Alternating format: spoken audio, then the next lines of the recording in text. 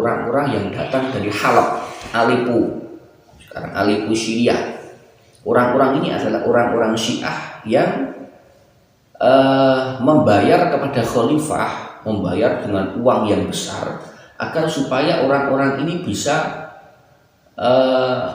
membuka kuburan Sayyidina Abu Bakar As-Siddiq dan membuka kuburannya Sayyidina Umar Al-Faruq. Mereka kepingin mengambil jasad keduanya agar supaya dipisahkan dari makamnya Rasulullah. Ini beliau mendapatkan bocoran seperti itu.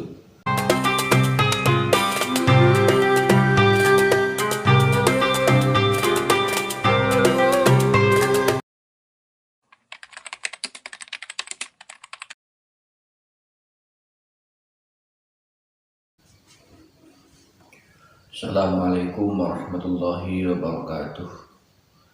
A'udzubillahi minasyaitonirrajim. Bismillahirrahmanirrahim. Alhamdulillahirabbil alamin. Wassalatu wassalamu ala Rasulillah Sayyidina Muhammad ibn Abdillah wa ala alihi wa ashabihi wa mawalah, amma ba'da. Pada kesempatan kali ini kita akan membahas pembagian bid'ah. Kemarin kita sudah membahas tentang definisi, kemudian penerapan bid'ah, kemudian dalil-dalil seputar pembagian bid'ah tersebut. Jadi bid'ah itu secara lughawi atau bid'ah secara kebahasaan itu bisa dibagi menjadi dua menurut qaulnya Imam Syafi'i, yaitu ada bid'ah yang mahmudah, ada bid'ah yang mazmumah. Apabila bid'ah tersebut satu inovasi di dalam agama itu atau satu inovasi di dalam keduniaan tersebut yang tidak dilakukan di zaman Rasulullah, itu apabila sesuai dengan kaidah syariah maka dikatakan bid'ah yang mahmudah.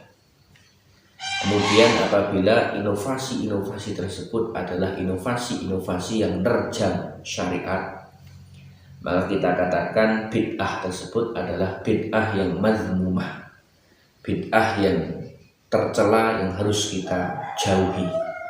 Kemudian ada pembagian lagi menurut qaulnya Syekh Izzuddin Ibnu Abdissalam di dalam kitab beliau Qawaidul Ahkam fi Masalihil Anam. Beliau membagi pembagian bid'ah ini menjadi 5 bagian. Jadi sesuai dengan hukum taklifi. Sesuai dengan hukum taklifi karena beliau memandang bahwa satu inovasi itu sesuai dengan tuntutan hukum. Artinya inovasi itu nanti tidak terlepas dari hukum taklifi yang 5. Jadi kalau satu inovasi itu masuk di dalam kaidah wajib, jadi wajib itu adalah ma yutlabu fi'luhu tolaban jaziman. Jadi sesuatu yang dituntut untuk dilakukan, di mana tuntutan tersebut adalah tuntutan yang pasti, tuntutan satu kewajiban, maka dikatakan wajib. Maka di sini beliau Syekh Ibnu Abdissalam mencontohkan satu bid'ah yang wajib. Di sini disebutkan di dalam kitab Qawaidul Ahkamnya beliau, yaitu al-istighal bi ilmin nahwi. Kita fokus untuk mempelajari ilmu nahwu. Ini ilmu nahwu atau ilmu gramatika Arab secara umum itu zaman Rasulullah belum ada. Zaman Rasulullah ini tidak ada pembahasan mengenai ilmu nahwu. Jadi zaman Rasulullah tidak ada mubtada, khobar, fi'il, fa'il, hal, tamyiz dan sebagainya. Zaman beliau belum ada. Maka ilmu ini adalah dikatakan ilmu yang baru, ilmu yang diinovasi setelah zamannya para sahabat. Tetapi para ulama mengatakan bahwa kita fokus untuk mempelajari dan mengajarkan ilmu nahwu hukumnya wajib. Karena ilmu nahwu adalah alladzi yufhamu bihi kalamullah wa kalamu Rasulillah. Karena dengan ilmu nahwu itu kita bisa memahami Quran, kita bisa memahami hadis-hadisnya Rasulullah. Jadi bagaimana seandainya kita sebagai orang ajam, sebagai orang yang non Arab, yang bukan sebagai orang yang menuturkan bahasa Arab, kemudian kita kepingin mempelajari Al-Quran, kita kepingin mempelajari hadis, maka kita harus tahu gramatika Arab, harus tahu ilmu nahwu agar supaya kita memahami kalamnya Allah, memahami kalamnya Rasulullah itu sesuai dengan kehendaknya Allah, sesuai dengan kehendaknya Rasulullah. Jadi tidak serampangan ketika kita memahami teks-teks nas tersebut. Makanya dalam hal ini kita diwajibkan untuk mempelajari dan diwajibkan untuk mengajarkan ilmu nahwu. Karena zaman Rasulullah saat itu Islam itu tersebar hanya di Jazirah Arab, yang mereka adalah penutur bahasa Arab. Jadi bahasa Arab adalah bahasa keseharian. Maka ketika Islam disebarkan di daerah situ yang bahasanya adalah bahasa keseharian, bahasa Arabnya bahasa keseharian, maka tidak ada masalah ketika orang tidak paham nahwu, orang tidak paham sorof, orang tidak paham balaghah, tapi secara kebiasaan mereka itu sudah memahami, karena sudah menjadi malakah, sudah menjadi tabiat mereka paham dengan tutur bahasa mereka. Tidak usah dibuat satu fun tertentu, tidak usah, karena memang sudah bisa paham tanpa belajar, karena tutur kata mereka sudah bahasa Arab. Maka yang jadi problem itu ketika saat Sayyidina Umar melakukan futuhat, Sayyidina Umar membuka lahan-lahan baru, Sayyidina Umar memperluas wilayah Islam sampai ke wilayah Persia, sampai ke wilayah Afrika Utara, yang mereka penuturannya, tutur katanya bukanlah tutur kata bahasa Arab. Jadi kalau Persia bahasanya adalah bahasa Persia. Kemudian di Afrika Utara, dulu Mesir itu tutur katanya bukan bahasa Arab, tapi bahasa Kipti. Kemudian daerah Aljazair, Maroko, daerah Tunis, itu tutur katanya bahasa mereka dulu adalah bahasa barbar. Kemudian datang Islam dan mereka otomatis ikut menuturkan bahasa Arab. Jadi mereka belajar. Nah, orang kalau belajar itu pasti membutuhkan satu ilmu pengetahuan tersendiri yang diindependenkan, yang menjadi satu keilmuan tersendiri. Makanya itu repot ketika dihadapkan kepada orang-orang yang baru mengenal bahasa Arab, kemudian kepingin mempelajari Al-Quran dan hadis. Maka harus diciptakan ilmu baru yang nanti bisa untuk memahami Quran dan hadis secara benar. Itu seperti itu. Maka dalam hal ini Syekh Izzuddin Ibnu Abdussalam mengatakan salah satu contoh bid'ah yang wajib itu adalah ilmu nahwu. Dan banyak hal, termasuk salah satunya adalah kodifikasi Quran atau penulisan Quran. Jadi Quran yang ada di zaman sekarang ini dikatakan Mushaf Utsmani. Mushaf Utsmani itu artinya adalah mushaf yang ditulis oleh Sayyidina Utsman bin Affan. Karena pada zaman Rasulullah saat itu Quran itu tidak ditulis dalam satu mushaf. Jadi ada historisnya, ada sejarahnya. Zaman Rasulullah Quran itu hanya ditulis di kulit-kulit binatang. Quran ditulis di pelepah kurma. Quran ditulis kadang itu di atas tulang. Jadi tersebar bercerahkan zaman dulu. Kemudian zaman Khalifah Abu Bakar As-Siddiq, ini atas inisiatif Sayyidina Umar bin Khattab. Ini beliau menginisiatif mengusulkan kepada Sayyidina Abu Bakar agar Quran itu dikumpulkan dalam satu mushaf, dalam satu kitab. Karena memang repot itu kalau kita kepingin belajar Al-Quran, Quran ada yang ditulis di tulang, ada yang ditulis di kulit binatang, ada yang ditulis di pelepah kurma. Akhirnya zaman Sayyidina Abu Bakar dikumpulkan menjadi satu mushaf, dan tulisan pada zaman saat itu adalah tulisannya masih sangat sederhana karena memang belum ada perkembangan. Jadi tulisan saat itu, tulisan bahasa Arab adalah tulisan yang tidak ada syakal, tidak ada titik. Jadi bayangkan, misalkan kita akan membaca ya'lamun atau ta'lamun, itu kita belum mengetahui. Repot lagi ya'lamun karena memang tidak ada titik, bisa dibaca ta'lamu, bisa dibaca na'lamu, karena juga tidak ada harokat maka bisa dibaca ya'lama, bisa dibaca ta'lama, bisa dibaca na'lama, atau jazm ya'lam, ta'lam, na'lam. Jadi memang ketika saat itu ilmu itu masih belum dikodifikasi, ilmu itu belum dikoaidkan, belum dikoidahkan, maka saat itu masih sangat sederhana. Kemudian berkembang terus mushaf Al-Quran pada zaman Sayyidina Utsman, karena melihat Sayyidina Utsman ini ada banyak bacaan-bacaan gharib, ada banyak bacaan-bacaan yang syarh, yang sekiranya itu riwayatnya tidak mutawatir.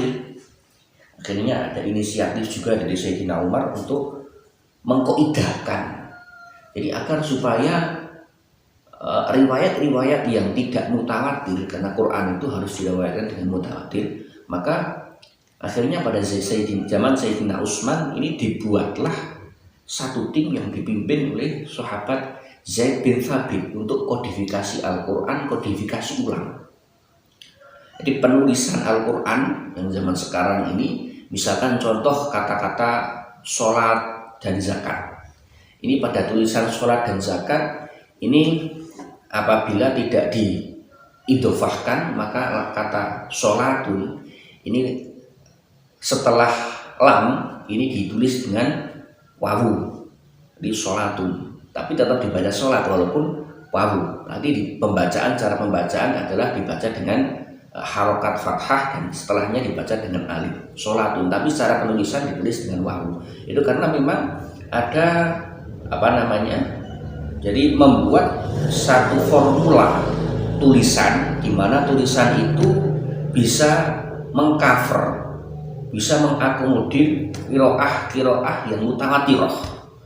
Yang mutawatirah berarti kiroah sab'ah. Jadi satu tulisan di mana dengan satu tulisan tersebut nanti bisa dibaca dengan kiroah sab'ah. Jadi seperti itu. Maka penulisan pada zaman Sayyidina Utsman, misal contoh surat Fatihah, Maliki Yaumiddin, kalau kita Syafi'i, kita kiroahnya adalah kiroah asyim, maka dibaca panjang Maliki Yaumiddin. Tetapi kita membaca panjang tersebut apabila kita menilik kepada tulisan khot atau khot Utsmani, itu Maliki Yaumiddin ditulisnya adalah Maliki Yaumiddin, tidak dibaca panjang. Jadi mim, lam, kaf. Jadi tidak ada alifnya kalau di dalam mushaf Utsmani. Itu agar supaya bisa mengcover qiraah yang tidak pakai alif. Maka ketika kita membaca atau kita menuliskan Quran yang Qurannya itu adalah qiraah asyim, maka Maliki Yaumiddin dikasih harokat berdiri, harokat fathah yang berdiri. Jadi Maliki Yaumiddin mim, lam, kaf. Kemudian di atas mimnya ini ada harokat tapi berdiri, itu menunjukkan bahwa itu alif, berarti dibaca panjang. Jadi seperti itu.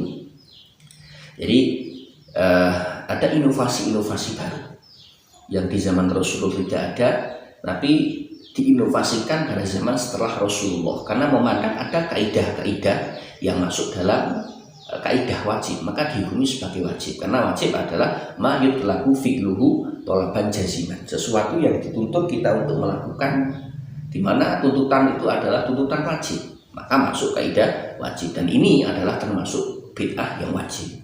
Kemudian beliau mengkategorikan lagi walil bid'ah al-muharramah amthilatun. Kemudian ada bid'ah. Bid'ah itu adalah bid'ah yang diharamkan karena memang masuk ke idah haram. Ma yutraku tarkuhu tolaban jaziman. Itu pengertian muharram, sesuatu yang diharamkan, yaitu sesuatu yang kita dituntut untuk meninggalkan, di mana tuntutan tersebut adalah tuntutan wajib. Artinya kita wajib untuk meninggalkan. Itu dikatakan haram. Di sini disebutkan minha madzhabul qadariyah wa minha madzhabul jabariyah wa minha madzhabul murji'ah wa minha madzhabul mujassimah. Jadi sesuatu yang tidak ada pada zaman Rasulullah tapi dihukumi haram apabila ada di zaman setelah Rasulullah, artinya inovasi-inovasi haram.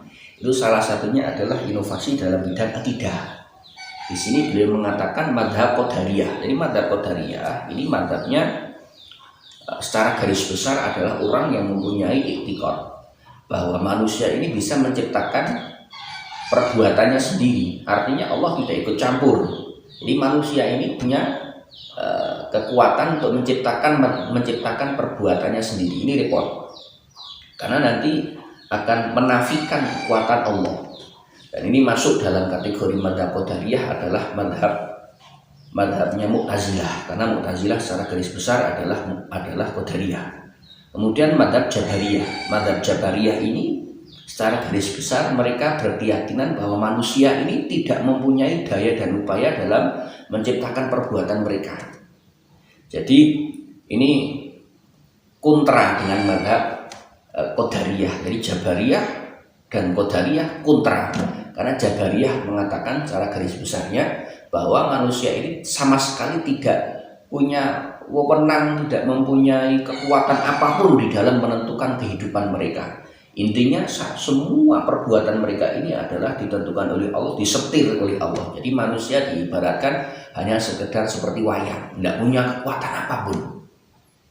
Jadi ini madhab qadariyah ekstrim ke kiri, madhab Jabariyah ekstrim ke kanan. Kalau kita madhabnya ahlus sunnah wal jamaah, kita ada di tengah-tengah. Artinya begini, bahwa madhabnya ahlus sunnah wal jamaah, kita itu berkeyakinan bahwa semuanya adalah takdirnya Allah. Semuanya adalah perbuatan Allah secara hakiki. Tetapi manusia ini mempunyai ikhtiar. Manusia ini mempunyai satu pilihan. Nah, pilihan-pilihan di dalam pekerjaannya tersebut, pilihan di dalam perbuatannya tersebut dibahasakan dengan al-kasbu. Al-kasbu. Jadi manusia punya kasbu, punya usaha. Jadi bisa milih antara melakukan yang ini, melakukan yang itu, kemudian usaha ini, usaha itu. Manusia bisa menentukan. Tapi di balik semua usaha manusia itu ternyata ada di bawah takdirnya Allah. Ini kalau madhab ahlus sunnah wal jamaah. Kemudian ada madhab murji'ah. Madhab murji'ah ini adalah madhab yang mengatakan bahwa manusia asalkan dia itu syahadah, maka terserah dia mau melakukan dosa apapun silakan. Kalau orang muslim masuk surga, orang muslim melakukan dosa walaupun dosa besar tidak masalah, mereka masuk surga. Nah, ini kan repot, madhabnya ekstrim. Kemudian ada madhab mujassimah. Jadi madhab mujassimah ini adalah madhab yang mengatakan bahwa Allah ini mempunyai jisim, atau secara garis besarnya Allah ini adalah mempunyai sifat seperti sifatnya makhluk. Nah, ini kan repot juga. Kemudian kita kenal ada madhab Syiah. Jadi Syiah ini mengatakan bahwa sahabat dihukumi kafir, atau mereka mengatakan ada yang lebih ekstrim lagi bahwa malaikat Jibril ini salah, menurunkan wahyunya salah. Seharusnya menurunkan wahyu kepada Sayyidina Ali tapi diturunkan kepada Muhammad. Ada lagi yang lebih ekstrim lagi, Syiah ini mengatakan bahwa Tuhan mereka adalah Ali. Maka terkenal di madhab Syiah yang sangat ekstrim itu la ilaha illa Ali. Tidak ada Tuhan selain Ali. Ini kan repot. Ini repot sekali madhab Syiah ini. Maka banyak ulama-ulama kita yang mengatakan apabila Syiah ini sampai ekstrim, sampai mengatakan seluruh sahabat kafir misal contoh, atau sampai orang Syiah ini melaknat Sayyidah Aisyah karena dianggap sebagai wanita pezina, maka mereka status hukumnya adalah kafir karena mengingkari Al-Quran. Di Quran menyebutkan bahwa Sayyidah Aisyah ini adalah wanita yang dibebaskan dari zina, tapi mereka mengatakan Sayyidah Aisyah adalah pezina. Ini otomatis bertentangan dengan Al-Quran. Sedangkan dalam akidah kita, orang yang mengingkari Al-Quran walau harfan, mengingkari Al-Quran walaupun satu huruf saja, maka hukumnya orang tersebut adalah irtadda, murtad. Orang yang mengingkari pemahaman Al-Quran yang secara sharih juga seperti itu. Maka na'udzubillah min dzalik, orang-orang Syiah ini akidahnya repot seperti itu. Mereka melaknat kepada Sayyidina Abu Bakar As-Siddiq, Sayyidina Umar, Sayyidina Utsman bin Affan. Mereka melaknat kepada para sahabat, kepada 3 sahabat tersebut. Sampai ada satu riwayat disebutkan oleh Syekh Yusuf An-Nabhani di dalam kitab beliau Al-Asalib Al-Badi'ah fi Fadlis Sahabah wa Iqna'is Syiah. Beliau menceritakan di sana ada satu juru kuncinya makam Rasulullah, namanya Syekh Syamsuddin Shawab. Syekh Syamsuddin Shawab ini satu saat beliau mendapatkan tamu dari Al-Amir, dari khalifah, intinya utusan dari khalifah tersebut datang kepada Syekh Syamsuddin Shawab untuk mengutarakan tujuan dari khalifah. Artinya akan ada tamu nanti malam, tamu tersebut akan masuk ke Masjidil Haram, maka bukalah pintu Masjidil Haram. Mohon maaf, nanti malam akan ada tamu tersebut akan masuk ke Masjid Nabawi, maka bukakanlah Masjid Nabawi dan janganlah engkau melarang apa yang dilakukan oleh orang tersebut. Nah, ini beliau mendapatkan bocoran bahwa orang-orang tersebut adalah orang-orang yang datang dari Halab, Aleppo, sekarang Aleppo Syria. Orang-orang ini adalah orang-orang Syiah yang membayar kepada khalifah, membayar dengan uang yang besar agar supaya orang-orang ini bisa membuka kuburan Sayyidina Abu Bakar As-Siddiq dan membuka kuburannya Sayyidina Umar Al-Faruq. Mereka kepingin mengambil jasad keduanya agar supaya dipisahkan dari makamnya Rasulullah. Ini beliau mendapatkan bocoran seperti itu. Akhirnya pada malamnya setelah beliau sholat isya, ternyata benar. Beliau hitung ada 40 orang yang datang ke Masjid Nabawi. Mereka ada yang bawa pacul, ada yang bawa senjata, ada juga yang membawa peralatan-peralatan untuk merusak bangunan. Beliau melihat orang seperti itu. Orang tersebut meminta untuk dibukakan Hujrah Asy-Syarifah, meminta untuk dibukakan makamnya Rasulullah. Dan benar, beliau karena tidak mempunyai kekuatan apa-apa, beliau akhirnya menangis dan beliau membukakan.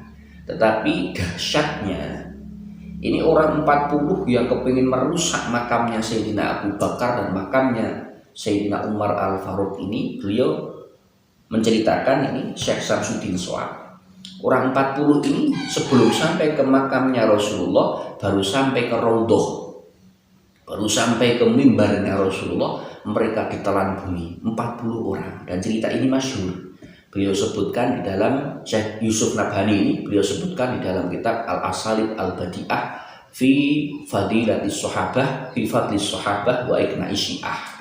Beliau menyebutkan sanadnya sampai kepada Syekh Muhibbuddin At-Tabari. Jadi cerita ini menurut para ulama sudah masyhur. Itu seperti itu. Itu mazhabnya Syiah. Itu dilaknat oleh Allah. Kemudian beliau menjelaskan, Syekh Izzuddin Abdus Salam ini ada bid'ah yang sunnah. Bid'ah sunnah beliau menyebutkan contohnya adalah ihdatsur rubut wal madaris wa bina'ul qanatir. yaitu membangun madrasah-madrasah, membangun pondok pesantren, membangun jembatan. Ini zaman Rasulullah tidak ada, karena zaman Rasulullah tidak membangun pesantren. Zaman Rasulullah tidak membangun madrasah-madrasah yang digunakan untuk pembelajaran generasi-generasi muda. Beliau tidak membangun.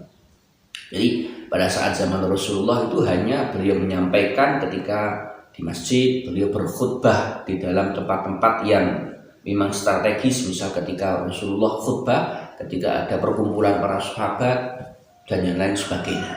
Atau kadang Rasulullah juga berbicara tentang hukum, berbicara mengenai hukum terhadap beberapa kalangan sahabat atau bahkan pribadi. Ini saat Rasulullah masih hidup. Kemudian setelah generasi-generasi Rasulullah berganti, kemudian berganti generasi sahabat dan generasi seterusnya, akhirnya dibangunlah madrasah-madrasah yang nanti terkenal ada madrasah besar di Baghdad, madrasah Nizamiyah. Jadi itu adalah sesuatu yang baru. Kemudian beliau mengatakan, memberikan contoh lagi, yaitu bid'ah yang disunahkan lagi adalah bid'ah sholat tarawih berjamaah. Sholat tarawih berjamaah itu zaman Rasulullah tidak ada. Karena zaman Rasulullah ini sholat tarawih ini adalah qiyamul lail. Makanya di dalam kitab Bukhari, kitab Al-Bukhari itu mengatakan qiyamul lail. Jadi tarawih itu qiyamul lail. Kemudian bahasa tarawih ini dimunculkan pada zaman Sayyidina Umar. Pada zaman Sayyidina Umar. Dan menurut As-Sayyid Muhammad bin Alawi Al-Maliki di dalam kitabnya Manhajus Salaf, kitab beliau Manhajus Salaf, ini beliau mengatakan pada saat Sayyidina Umar ini tarawih dilakukan berjamaah, itu pertama kali tarawih dilakukan adalah 8 rakaat. Kemudian naik lagi menjadi 10 rakaat, kemudian naik lagi seterusnya menjadi 20 rakaat. Dan 20 rakaat ini adalah finish. Jadi saat itu memang dalilnya itu pertama 8 rakaat, kemudian naik sampai 20 rakaat. Dan witirnya 3 pada zaman Sayyidina Umar. Itu seperti itu. Dan sampai saat itu Sayyidina Umar mengatakan setelah inovasi beliau di dalam tarawih ini, jamaah laki-laki diimami oleh sahabat Ubay bin Ka'ab dan sahabat Tamim Ad-Dari. Kemudian jamaahnya perempuan diimami oleh Sulaiman ibnu Abi Hathmah. Ini beliau melihat begitu ramainya, begitu antusiasnya para sahabat melakukan tarawih ini dengan berjamaah. Akhirnya beliau mengatakan nikmatil bid'ah hadhihi, sebaik-baik bid'ah adalah ini. Ini seperti itu. Kemudian ada lagi bid'ah berikutnya adalah bid'ah yang dimakruhkan. Ini dalam mazhab Syafi'i itu kita menghiasi masjid dengan ornamen-ornamen, kita menghiasi masjid dengan berbagai hiasan-hiasan, itu status hukumnya adalah dimakruhkan. Dan ini masuk kategori contoh bid'ah yang makruh. Kemudian ada bid'ah yang mubah, yaitu kita bersalaman ba'da sholah. Kalau beliau Syekh Izzuddin mengatakan al-musafaha aqidas subhi wal asri. Kita bersalaman setelah kita melakukan sholat asar, setelah kita melakukan sholat subuh. Ini hukumnya adalah mubah dan masuk kategori bid'ah yang mubah. Bid'ah karena zaman dahulu, zaman Rasulullah tidak ada, kemudian dilaksanakan. Jadi pada sholat, setelah sholat salaman.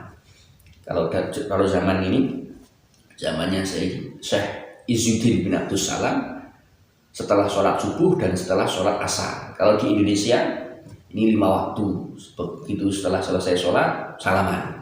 Ini dikatakan bid'ah mubah. Ini tidak masalah, tidak diganjar, tidak mendapatkan pahala, juga tidak mendapatkan siksa, karena ini masuk di dalam kaidahnya mubah. Mubah itu ma khuyira baina fi'lihi wa tarkihi, sesuatu yang dipilihkan, artinya kita bebas mau melakukan silakan, mau meninggalkan silakan. Jadi intinya tidak mendapatkan siksa, tidak mendapatkan pahala ketika kita melakukan itu.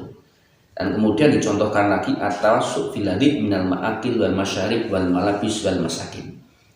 Termasuk bid'ah yang diperbolehkan atau yang mubah ya, yang mubah itu adalah kita bebas mau makan enak silahkan, mau minum enak silahkan, mau memakai pakaian yang istimewa, mau pakai pakaian yang modelnya bagaimana terserah asalkan untuk aurat.